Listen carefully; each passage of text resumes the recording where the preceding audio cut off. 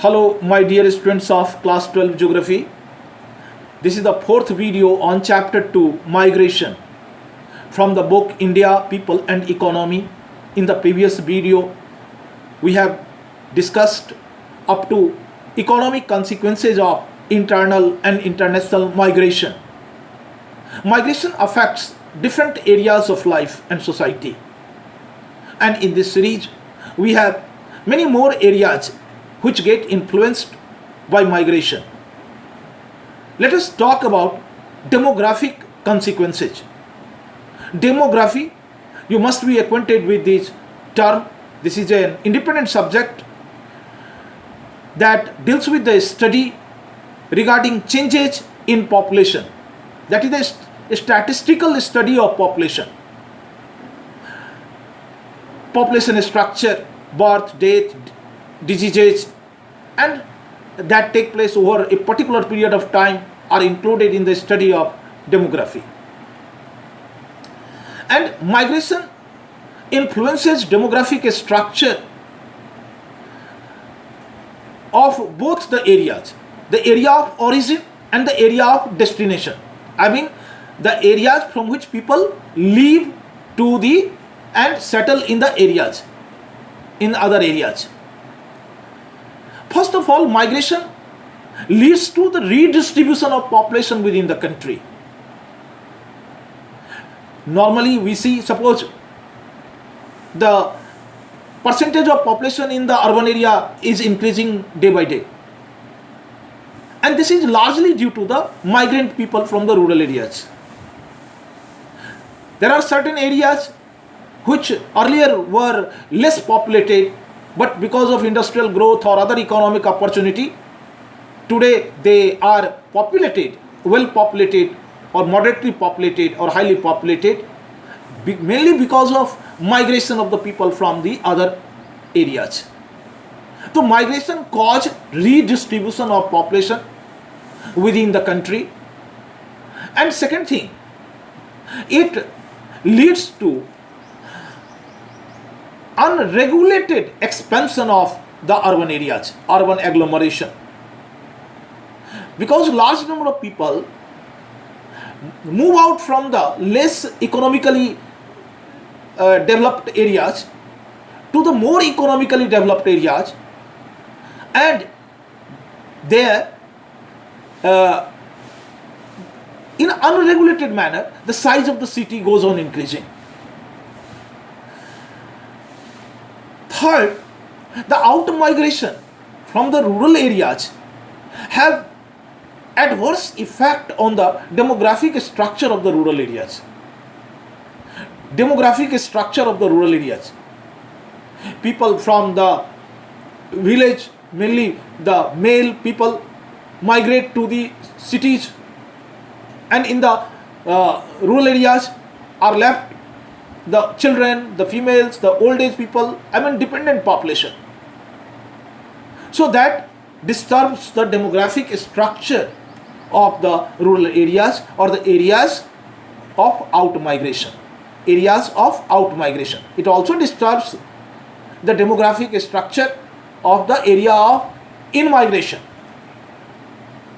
There also age, sex, occupational structure, etc. get disturbed. So, three things we can count on. Migration leads to the redistribution of population within the country. It leads to unregulated expansion of cities, and it has an adverse effect on demographic structure in both areas of destination, origin and areas of destination. The next is social consequences. Social consequences that has certain impact on the society. And let us see what are the consequences of migration in the society. Migrants have been the agents of social change, and they act today also as the agent of social change. They catch up the new ideas related to technology, the family planning, the female literacy, and so many other social practices. And that new practices, new ideas get diffused to the rural areas also through them. That is a positive consequence, positive impact of migration in the society, because we catch up the new ideas at the place of work and we bring them back, and that finally get diffused to the rural areas. Second thing is, migration leads to intermixing of people from diverse culture and community, and that helps in the development of a composite culture. If we talk about today's modern culture, it is a composite culture. Certain elements have been taken from different cultures. Today we won't find so-called pure culture of any ethnic race. Normally we we adopt and we get adapted both to the new practices of other societies also, and finally that leads to the development of a composite culture in our life. Third, it also widens up our mental horizon. So far about the different type of social practices are concerned, or it is related to our orthodox ideas. I mean, we become little more progressive when we meet the people of different cultures, different community, different economic group people, different educational level people. Then it helps us in widening up of our mental level, and we become more moderate towards the life and towards the social different practices prevalent in our society. We become liberals. So it helps in widening up our mental horizon. But it has, on the same time, it has certain negative consequences also. Migration creates a social vacuum and a sense of dejection among the individuals. Mainly migrants, as well as from the area from which we live, I mean the area of out migration. There also family members feel dejected, and where we settle down, there also initially we are not able to mix up with the other group of people, and sometimes we feel socially isolated. We don't have many friends, we don't have relatives, and this continued feeling of dejection leads to certain wrong practices in the society. People may fall in the trap of some anti-social activities like crime and drug abusage that has been observed among the migrant people who are unable to join the mainstream socially. They are unable to participate socially or in the social celebrations of the place, and they feel socially isolated, so they get trapped of some antisocial activities.